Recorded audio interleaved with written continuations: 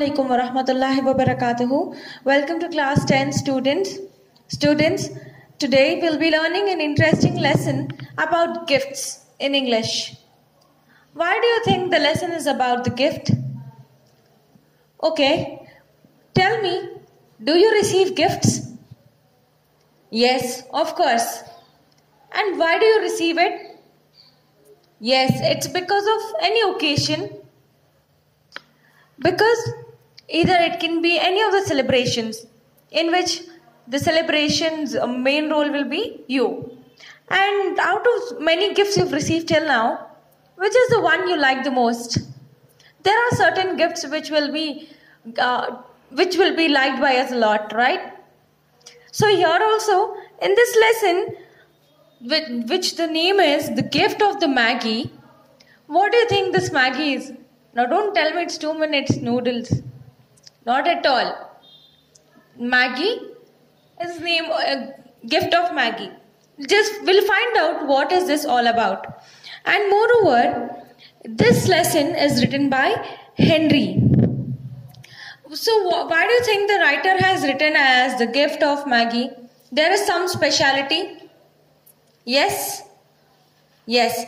And moreover,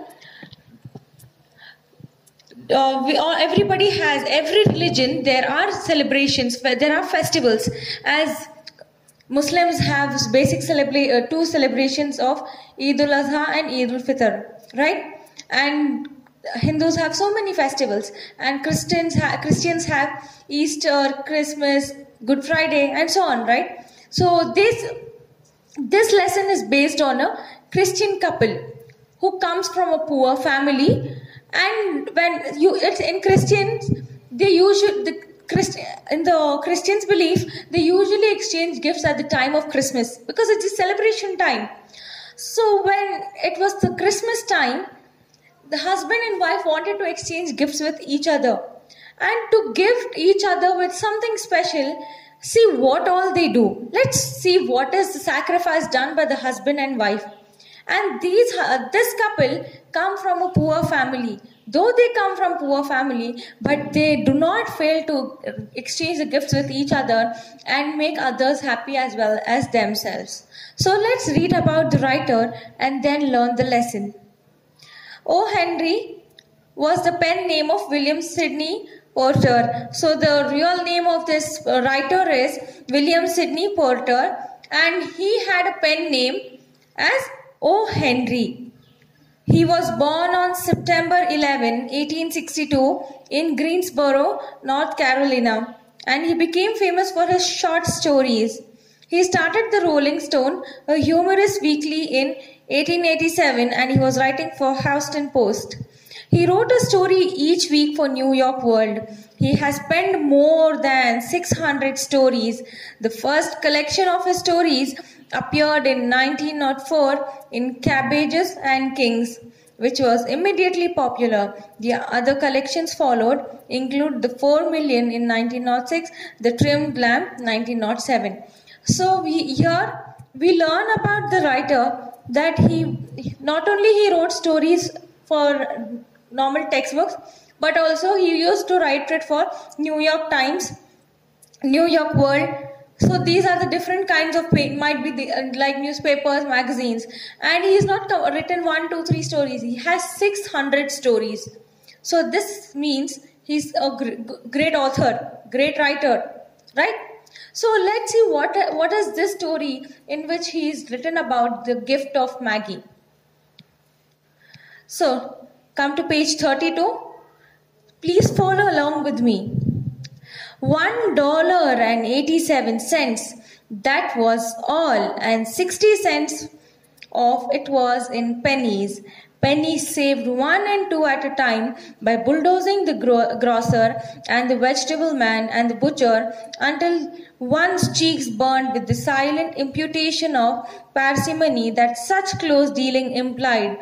3 times Della counted it. $1.87, and the next day would be Christmas. See, students, before we understand this lesson, understand that in India, money is calculated in terms of rupees. Yes, and the rupees and paises. But paises are not into existence now. We just follow 1 rupee, 2 rupee, and then 10 rupees, 20, 50, 100, 500, 2000, and so on. There is no more paises.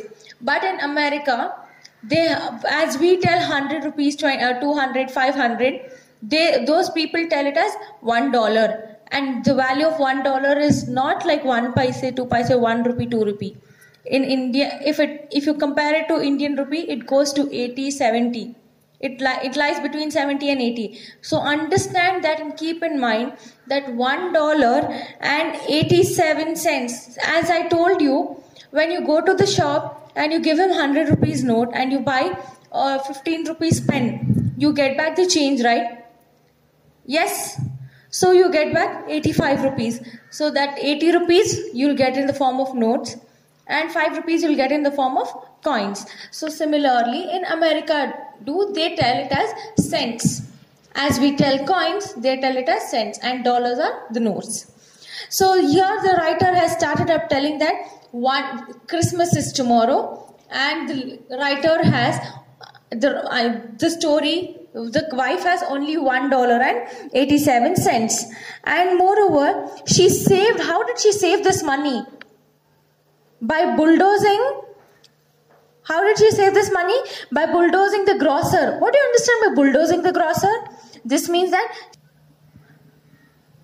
So now, this lady, the wife, has arranged money by bulldozing the grocery man, the vegetable vendor, the butcher. Now tell me, what do you understand by the butcher? The one who, have you visited any stalls of beef? So butcher is nothing but the person who sells meat. So she had saved each penny by bargaining with these people, because she knows the value of it. So she forcefully goes and makes sure that they agree with the bargain, and she finally, whatever penny was remaining, that is what she saved, and finally it came to the total of $1.87. And now 3 times Della counted it. See, now the name of the lady is Della, and how many times is she counting the arranged money? 3 times. $1.87, and the next day would be Christmas. As she counted the dollar and the cents with her, she told, oh, the next day is Christmas. There was clearly nothing to do but flop down on the shabby little couch and howl. So Della did it, which instigates the moral reflection that life is made up of sobs, sniffles, and smiles, with sniffles predominating. So here, if you have to buy a good present for your close one, you need to have more amount of money, right? So here, now when she starts counting, she's kind of upset that she's not arranged more pennies which could calculate up the dollars. So what she had nothing to do other than flopping it down. What do you understand by flopping down? Whatever she had to put it down on the sofa. And now this is where she's telling, this is how life is, with ups and downs. One day you'll be having money, one day there's no money. That is how life goes on, right? Being happy and sad are the 2 faces of one single coin. It can't be on 2 different coins, right? One day if you're happy, the other day you'll be sad. So this is what the writer is trying to tell us. While the mistress of the home is gradually subsiding from the first stage to the second, take a look at the home. A furnished flat at $8 per week. It did not exactly beggar description, but it certainly had that word on the lookout for the mendicancy squad.